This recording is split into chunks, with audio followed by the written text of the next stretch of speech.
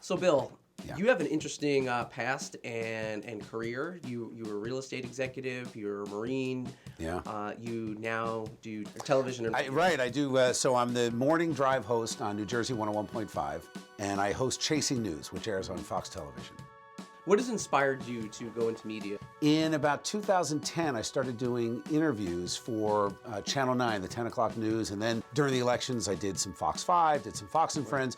So I got a call from a reporter, and this was sometime in 2012, and they said, hey, I'm a reporter with Fox Television. There's this show that may not even air. We're working on a pilot, and I talked to a friend of yours, and the friend was Adam Geller. So I show up at the Dow Jones building, and I walk in, and I see this guy beelining across the room at me. He stopped at me, doesn't say anything, puts his hands up, and said, has anyone ever told you you have an unusually large head? And that was it. And that was Jerry Burke. You're a fellow political junkie, and you rallied the youth vote in the 90s. How do you think it's changed? I mean, with media and social media, especially in technology. Well, I think a lot of the inside politics that were so important when I was doing it is now happening in broad daylight. It's happening in full view of everyone because everyone's on Twitter, everyone's on Instagram. I think it's actually helped more people, believe it or not, get into politics because before you hire somebody, you check out their Facebook page, you check out their Instagram, you got to make sure that they don't have, you Google them, you got to make sure there's nothing out there that's going to embarrass the company potentially. And I think that now that that scrutiny is on every profession, it actually makes politics a little more palatable. What challenges do you think candidates face these days in attracting the youth vote? Young people have always been smarter than the media likes to give them credit for. I mean, they're thoughtful, especially kids that are in college are engaged in a real debate.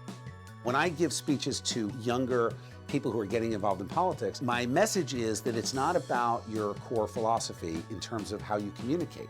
What drives the topics today is having a victim. You're a Marine. What's your view on the state of the U.S. military and U.S. leadership? I think, unfortunately, too often politicians want to politicize the military. I think they forget the sacrifice that these men and women are doing, and then that sacrifice and how it translates to their families. I don't think the leaders in Washington have a real perspective. I think it's too much of a political tool, and we miss the mark. So would you agree then with President Obama's decision to keep boots off the ground in the Middle East? When you talk about whether or not to put boots on the ground or not, to me, this is a decision not for politicians. It's a decision that the politicians can make with the thoughtful advice of the military. Being governor, especially in this state, it seems to just be a reputation dead-ender. I think that it's easy to reference the folks that did hit the dead end, that hit the wall. Chris Christie in that group? Not at all, and I'll tell you why. Christie was, if you to pardon the term, one of the only establishment Republicans to come out forcefully for Donald Trump.